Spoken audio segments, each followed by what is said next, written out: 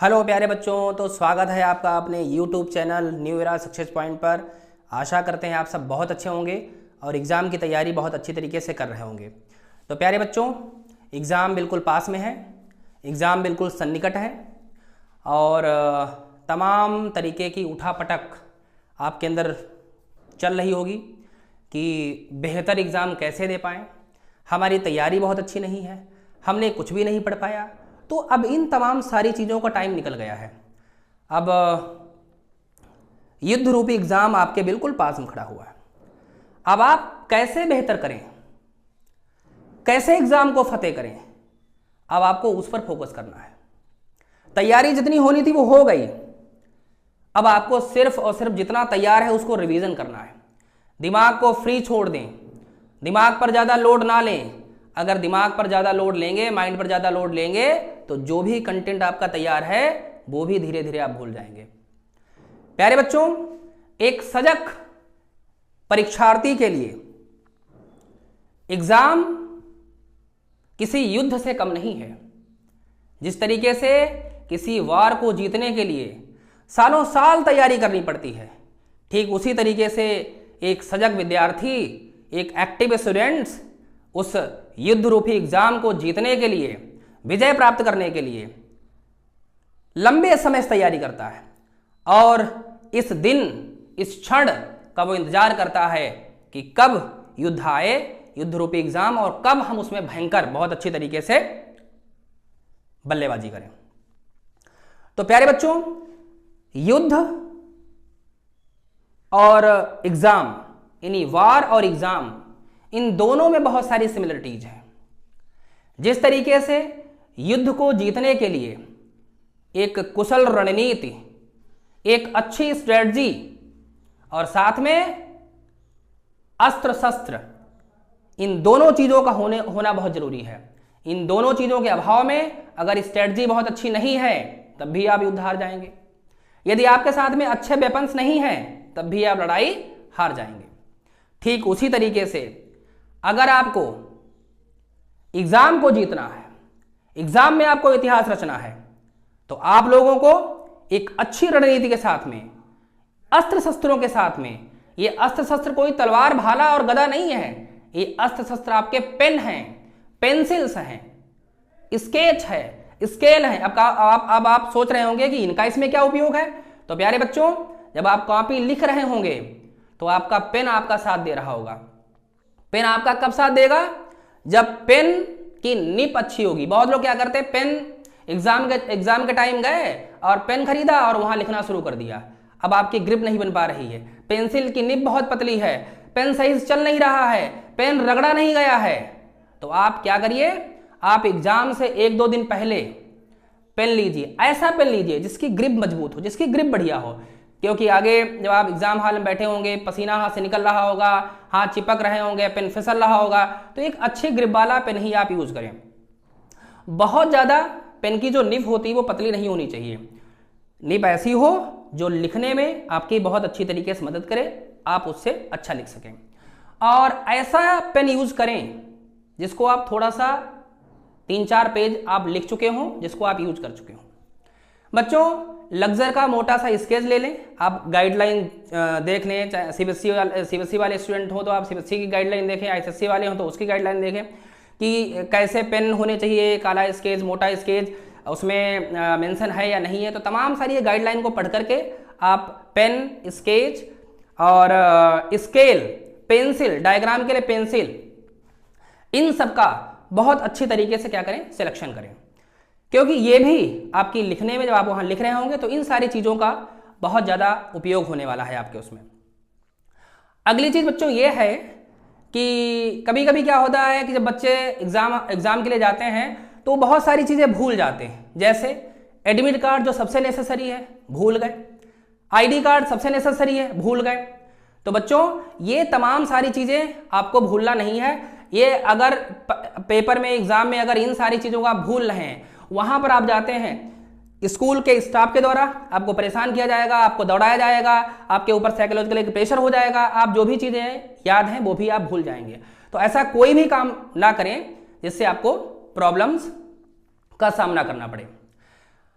अगली चीज बात करते हैं बच्चों, जब आप एग्जाम हॉल में बैठ गए, पेपर, क्वेश्चन पेपर आपके सामने आया, अब वहां पर पेपर को लेकर के 3 कंडीशंस हैं, 3 फेजेस हैं।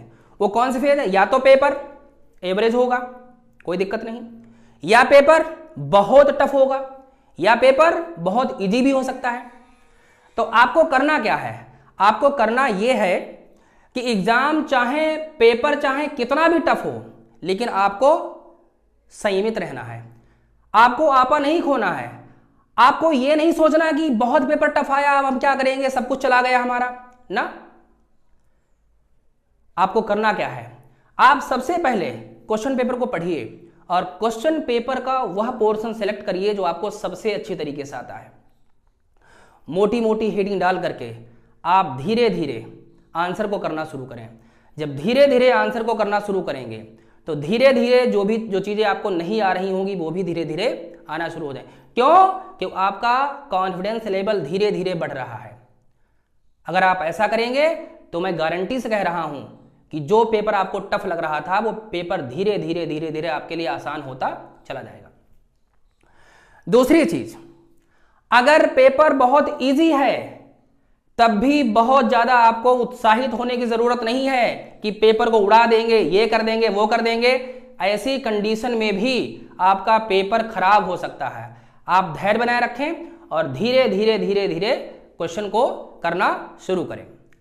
बच्चों, अगली चीज ये है कि देखिए, एग्जामिनर से आपको नंबर छीनना है। कोई भी एग्जामिनर ऐसे नंबर नहीं देता है। आपको अपनी राइटिंग स्किल के द्वारा उसको दिखाना है कि मैं होशियार हूं, मैं इंटेलिजेंट हूं। आप कैसे उसको सिद्ध करेंगे? आप जब भी लिख रहे हो बच्चों, तो मैंने कहा सबसे पहले उन्हीं क्वेश्चन पर वार करें, उन्हीं क्वेश्चंस को अटैक करें जो आपको सबसे अच्छी तरीके से आ रहे हैं। आप उन पर भयंकर बल्लेबाजी कर सकते हैं, आप उनको बहुत अच्छी तरीके से लिख सकते हैं। उन्हीं क्वेश्चंस का आंसर आप लिखें। अगली चीज, जब भी आप आंसर लिख रहे हो तो मोटी मोटी हेडिंग से आप लिखें। और जो हाईलाइटेड चीज हैं, जैसे मान लिया सपोज दैट क्वेश्चन में आ गया कि आप जो है मेंडल ने कौन से प्लांट पर अपने एक्सपेरिमेंट किए थे, जो आप आंसरिंग कर रहे हो, या मोनो हाइब्रिड क्रॉस है, डाई हाइब्रिड क्रॉस है, तो आप जैसे मेंडल आया तो मेंडल को आप, ग्रेगर जॉन मेंडल को हाईलाइट करें। कौन से प्लांट पर एक्सपेरिमेंट किया था? पाइसम सटाइवम पर। इसको हाईलाइट करें। किसी भी एग्जामिनर के पास में सिर्फ तुम्हारी कॉपी चेक करने के लिए उसके पास समय नहीं होता, उसका बंडल पूरा होता है और आपकी कॉपी के लिए उसके पास बहुत कम समय होता। तो एक एक वर्ड आपका नहीं चेक करेगा, वो मेन चीज देखेगा और हाईलाइटेड चीज देखेगा और आपको नंबर देता चला जाएगा। इस तरीके से बच्चों जो है आप अपनी राइटिंग स्किल के द्वारा उसको प्रभावित कर सकते हैं और अच्छे नंबर वहां से दे सकते हैं। कॉपी में कटिंग बहुत कम से कम हो, बहुत ज्यादा कटिंग नहीं करनी। अगर आपको काटना है तो सिंगल लाइन से कट कर दीजिए। बहुत ज्यादा उसमें चील बिलौआ बनाने की जरूरत नहीं है। पता लगा उस पर चील बिलौआ बना दिया और एग्जामिनर जो है वो अपसेट हो रहा है, उसने कहा ये तो पहले स्टार्टिंग में इसने जो है गलती कर दी है। तो आपका आईक्यू लेवल बता रहा है, आपकी जो राइटिंग स्किल है वो बता रही है कि आपको नंबर दिए जाएं या ना दिए जाएं। तो बच्चों, उसके बाद में आप और क्या कर सकते हैं? कभी कभी क्या करते हैं कि कुछ बच्चे क्या करते हैं, जैसे मान लिया कॉपी में 2 पेज हैं, एक ये लेफ्ट वाला और एक ये राइट। तो कभी कभी क्या करते हैं, एक सेक्शन पूरा हो गया तो बच्चे क्या करते हैं, ये जो लेफ्ट वाला जो पेज है बच्चों, इधर वाला, इस साइड वाला जो पेज है, तो बच्चे क्या करते हैं, इस वाले पेज को, जैसे ये पेज है, सपोज दैट ये पेज है और इस पेज में सिर्फ इतना करते हैं। अगला सेक्शन क्या है, बड़ा है, तो क्या करते हैं, इस पेज को छोड़ करके अगले पेज पर चले जाते हैं। एग्जामिनर को जब कॉपी वो चेक कर रहा है तो उसको क्या लग रहा है, एग्जामिनर को ये लग रहा है कि इस बच्चे ने एग्जाम को यही क्विट कर दिया, यही समाप्त कर दिया है, और वो आगे चेक करना बंद कर देता। तो आप क्या करें, आप ये कर सकते हैं कि यहां पर जो लेफ्ट पेज है बच्चों, इस साइड वाला जो पेज है, इस साइड वाला जो पेज है, वहां पर छोटा सा PTU लिख दें। PTU का मतलब होता है प्लीज टर्न ओवर। एग्जामिनर समझ जाएगा कि बच्चे ने इसके आगे भी लिखा है। तो इस तरीके से जो आपका आगे लिखा हुआ है वहां से आपको नंबर मिल जाएंगे। बच्चों, आगे हम और बात करते हैं कि कुछ बच्चे क्या करते हैं कि एग्जाम में और बच्चों से पूछने का काम करते हैं कि ये ऑब्जेक्टिव बता दो, वो ऑब्जेक्टिव बता दो। तो ये हमेशा ध्यान रखना, एग्जाम में जो भी कैंडिडेट वहां बैठा है वो आपका प्रतिद्वंदी है, आपका कॉम्पिटिटर है। हो सकता है उसने गलत बता दिया आपको, तो आपका एक क्वेश्चन गलत हो जाएगा। इसलिए किसी से पूछे ना, अगर आपको नहीं आ रहा तो अपने विवेक का प्रयोग करें, अपने मन मस्तिष्क का प्रयोग करें, तुक्का लगाएं, हो सकता है आपका तुक्का सही हो जाए, लेकिन वो आपको बताएगा तो जानबूझकर बताएगा।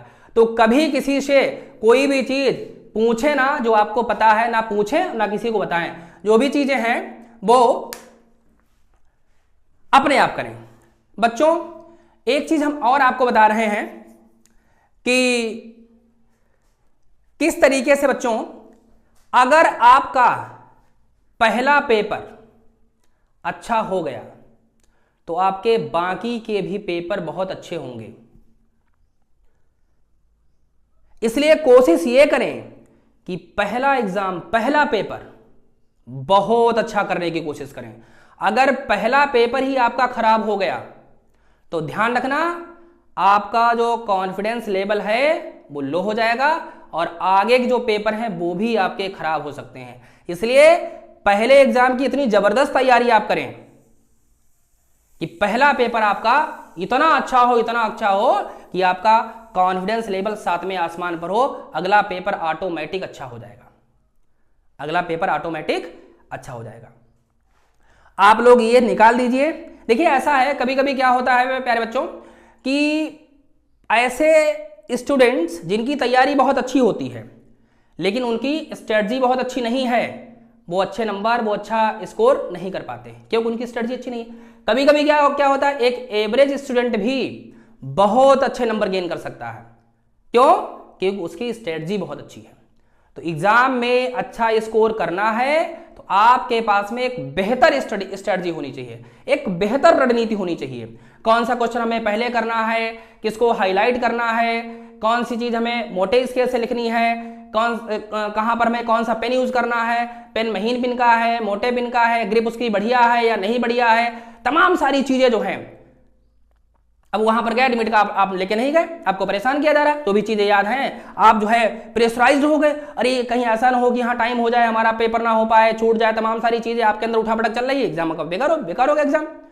तो एग्जाम आपको अच्छा करना है तो ये तमाम सारी छोटी छोटी चीजें हैं लेकिन ये बहुत मायने रखती हैं। तो मेरे प्यारे बच्चों, न्यू ईरा सक्सेस पॉइंट अपने प्लेटफॉर्म के द्वारा आपको आपके एग्जाम के लिए शुभकामनाएं प्रेषित करता है। माता सरस्वती से प्रार्थना करता है कि आप लोगों के ऊपर अपनी कृपा बनाए रखें और मैं ईश्वर से प्रार्थना करता हूं कि आप सभी लोगों के एग्जाम बहुत अच्छी तरीके से हों, आप सभी इतिहास दोहराएं, आप सभी बहुत अच्छा स्कोर करें और इतना अच्छा स्कोर करें कि प्रिंट मीडिया वाले तमाम सारे लोग आपको ढूंढते घूमें कि फलाना लड़का कहां गया है। तो इस तरीके से अब सिर्फ आपको परेशान होने की जरूरत नहीं है। जो भी तैयारी है उसी को आप धीरे धीरे रिवाइज करें, उसी को आप मजबूत करें। हमारी तरफ से आप सभी को शुभकामनाएं। Best of luck. मिलते हैं अगली वीडियो में, तब तक के लिए नमस्कार।